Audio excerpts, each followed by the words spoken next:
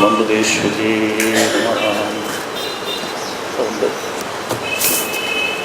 ബഹുമാനപ്പെട്ട അധ്യക്ഷൻ സംഭവിച്ച സ്വാമി ആത്മാ ചൈതന്യജി,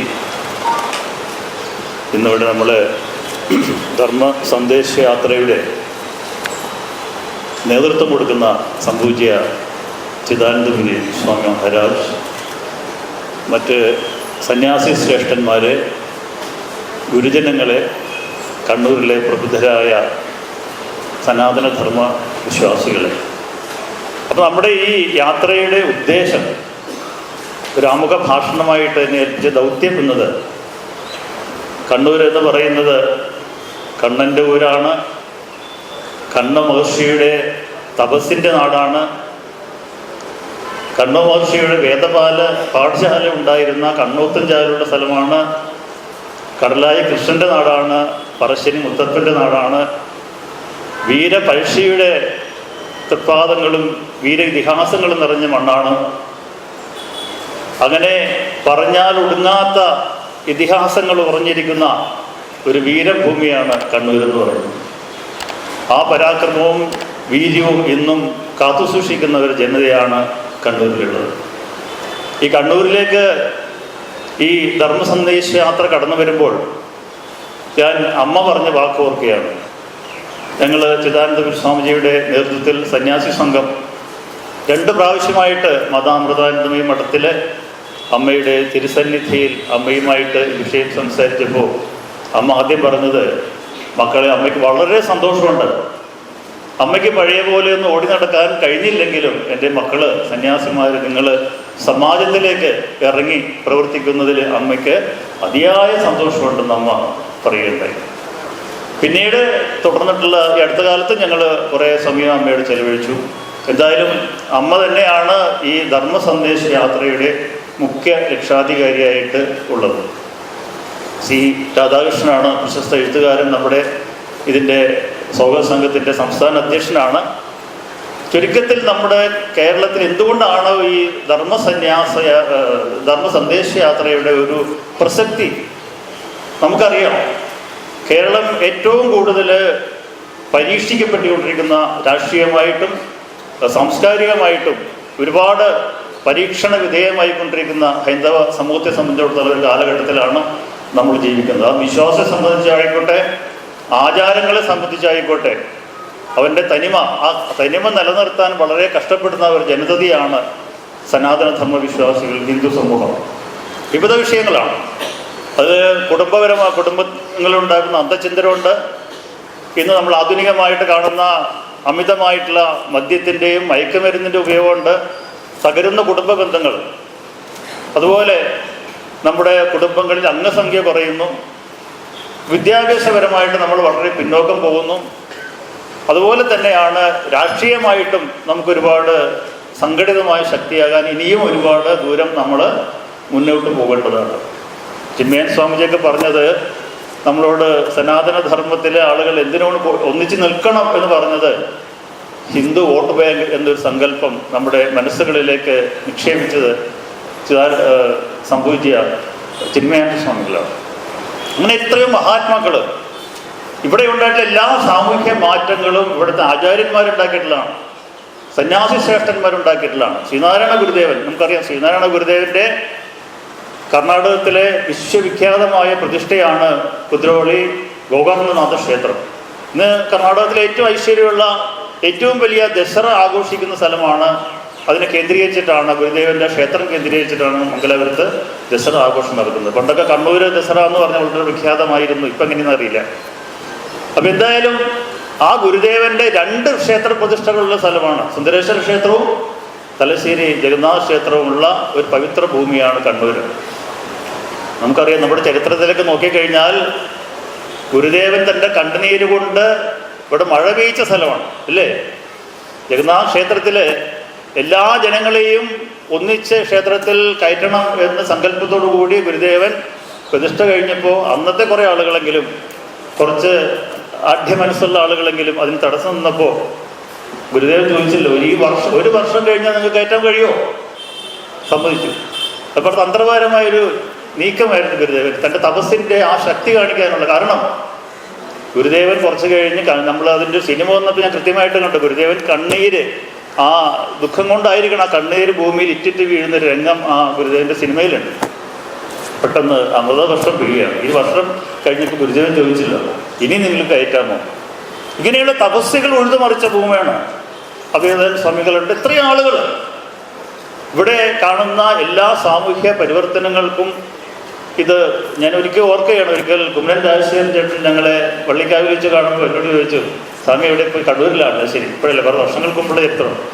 സ്വാമി, കണ്ണൂർ നമുക്ക് തിരിച്ചു പിടിക്കണം. കണ്ണൂര് ആത്മീയതയുടെ നാടാണ്. ആ വാക്കുകൾ ഞാൻ ഇന്ന് ഓർക്കുകയാണ്.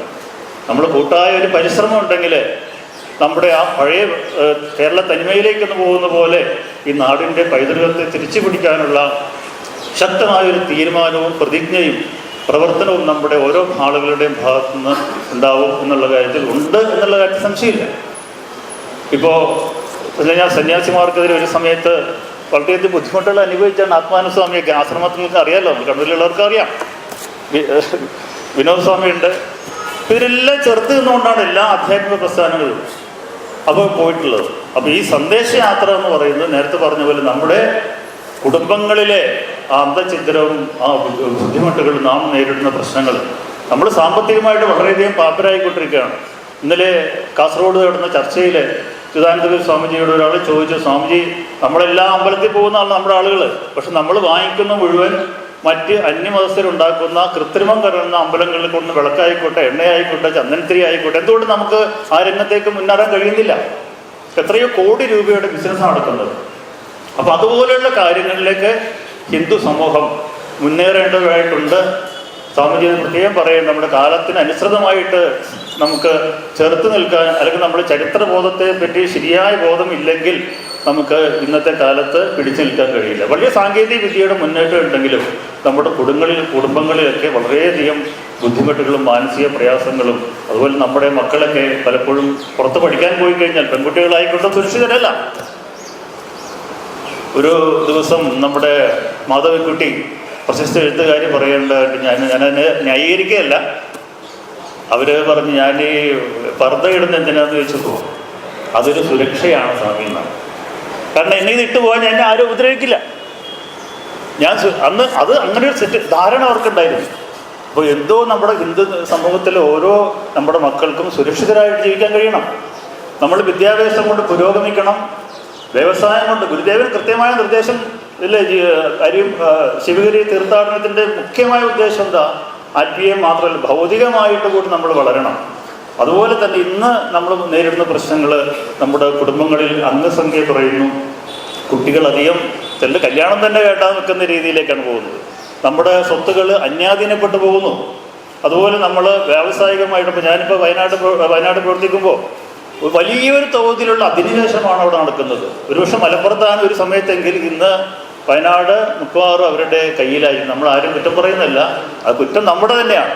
അല്ല, നമ്മൾ ആരും കുറ്റപ്പെടുത്തിയിട്ട് കാര്യമില്ല. നമ്മൾ സ്വയം പ്രബുദ്ധരായി നമ്മൾ മുന്നോട്ട് വന്നില്ലെങ്കിൽ, നമ്മൾ ആത്മീയമായിട്ടും സമാജത്തിലെ ശക്തി ആർജിച്ചുകൊണ്ട് മുന്നോട്ട് വന്നില്ലെങ്കിൽ നമ്മൾ സ്വയം ചരിത്രത്തിൽ നമുക്ക് ഇടമുണ്ടാവില്ല എന്നുള്ളതാണ് വാസ്തവം. അപ്പം അമ്മ പറഞ്ഞ പോലെ നമ്മൾ ഇറങ്ങി പ്രവർത്തിക്കുക.